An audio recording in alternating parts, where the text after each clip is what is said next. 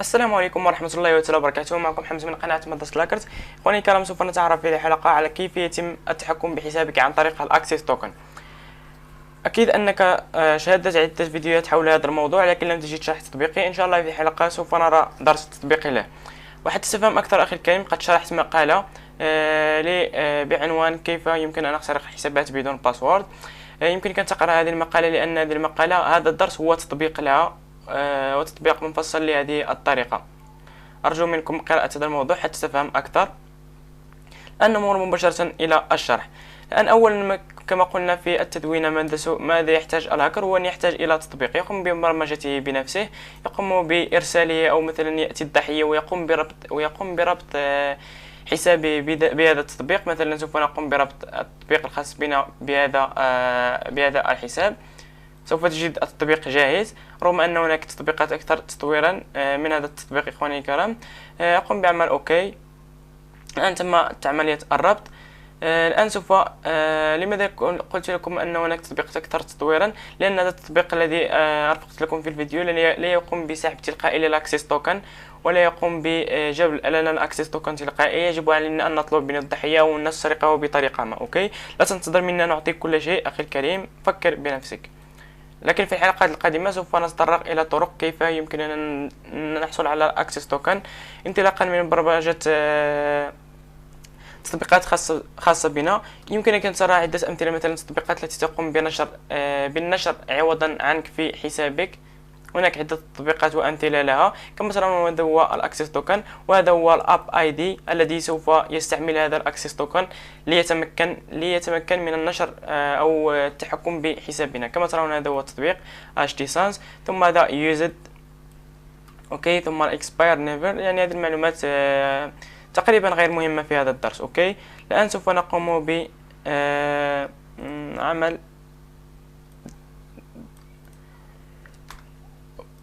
نقوم بنسخ هذا الاكسس توكن الخاص بالضحية. نقوم بنسخه، نقوم بطلبه او عمل خدعة لسرقة هذا الاكسس توكن.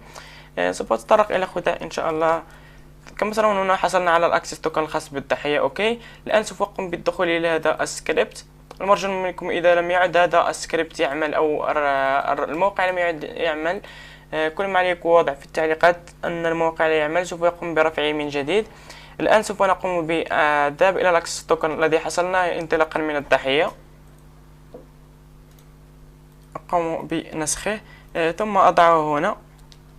بعد ذلك في اليوزر نيم هنا سوف أضع اليوزر نيم أو الاي دي الخاص بالضحية. أتي إلى البروفايل الخاص بالضحية، أقوم بعمل كوبي. سوف أقوم بعمل ريفريش هنا حتى ترون أنه لا يوجد أي منشور أو أي شيء، حتى لا تقولون هذا خداع أو شيء ما. أوكي، الآن سوف نأتي إلى اليوزر نيم نضعه هنا. مثلا أريد أن نقوم بنشر منشور عادي، مثلا سوف أقوم بكتابة hello world على سبيل المثال. إذا أردت أن ننشر الرابط تضع الرابط هنا، أما عفوا نعم هنا الرابط كما قلت لكم. إذا أردت أن تقوم بنشر الرابط ضع الرابط هنا. أما إذا أردت صورة أن تنشر صورة في جهاز أو عفوا في حساب الضحية، تقوم بوضع الرابط هنا. اوكي، الان ثم بعدك تختار هنا I am posting a link او posting a photo. الان سوف اختار just post message. لاحظ معي يا اخي الكريم انني لم انشر اي شيء في حسابي. لاحظ، اقوم بعمل ريفريش. لاحظ هنا، لاحظ عندما اقوم بعمل post. اوكي، الان لاحظ معي عندما اقوم بعمل ريفريش هنا لوحده. الآن التطبيق الذي قمنا بربطه بحسابنا سوف يقوم بالنشر عوض عنا. هذه هي الطريقة التي يستعملها الهاكر حتى يتمكن من يعني التحكم بحسابك. ننتظر فقط بعد الوقت.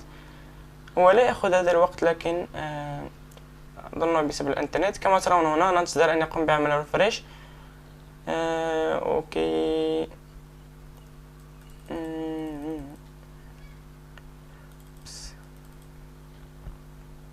ونأتي إلى حسابنا ونقوم بعمل ريفريش هنا.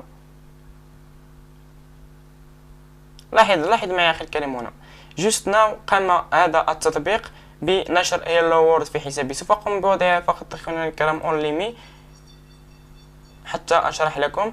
أوبس الآن كما ترون هنا إخواني الكرام hello world تم نشره. وأول ما كتبته هنا إخواني الكرام، كتبت جوست بوست ولو نشرت رابط سوف يتم نشره. ولاحظوا هنا أنك تجد HT_SENS، يعني أن التطبيق هو من قام بنشر هذا البوست وليس صاحب الحساب. أوكي، هذه هي العملية إخواني الكرام. ونعود أيضا إلى هذا التطبيق. سوف تجد أنه الاي دي في هذا هناك اي دي هنا، يعني أن الطريقة أو التطبيق أو عفوا ما أو المنشور الذي اخترناه تم نشره. الآن بعض التساؤلات التي يمكن أن تأتيني: هل يمكن أن لأي أحد حصل على أكسس توكن الخاص به أن يتمكن من التحكم بحسابي انطلاقا من هذه الطريقة؟ أقول لك لا أخي الكريم. لماذا؟ لأنه يجب عليك أن تقوم بربط تطبيق بحسابك، هذا التطبيق بحسابك. وكيف أحمي نفسي أخي؟ وأيضا التساؤل الذي يمكن أن يأتيني: كيف أحمي نفسي من هذه الطريقة؟ هو أن لك أخي الكريم لا تقوم بتنصيب أو ربط حسابك بتطبيقات مجهولة. أوكي، سوف أقوم الآن بحذف هذا التطبيق من حسابي. سوف أقوم بعمل delete all your HT_SENS activities include posts, photos and videos on Facebook. This take a few minutes. Remove. أوكي، الآن تم حذف التطبيق. أيضا ذلك المنشور أظن أنه سيحذف، كما ترون تم حذف ذلك المنشور أيضا. يعني كما قلت لكم لا تقوم أي أخي الكريم بربط حسابك بتطبيقات مجهولة المصدر، لأن هناك تطبيقات يمكن أن تسحب الأكسس توكن أو أن تنشر في حسابك بدون الحصول على أو بدون أن يحتاج الهاكر من طلب منك أو سرقة هذا الأكسس توكن، لأن يتم كل ذلك في ذلك التطبيق. إلى هذا من الأمر إخواني الكرام، أرجو أن تكون هذه الحلقة قد عجبتكم. لا تنسوا الضغط على لايك إذا أعجبك الفيديو. أي تساؤل اطرحوه في التعليقات. لا تنسى أيضا الاشتراك في القناة حتى يصلك كل جديد. كان معكم أخوكم محمد من قناة مدرسة الكرز. إلى اللقاء.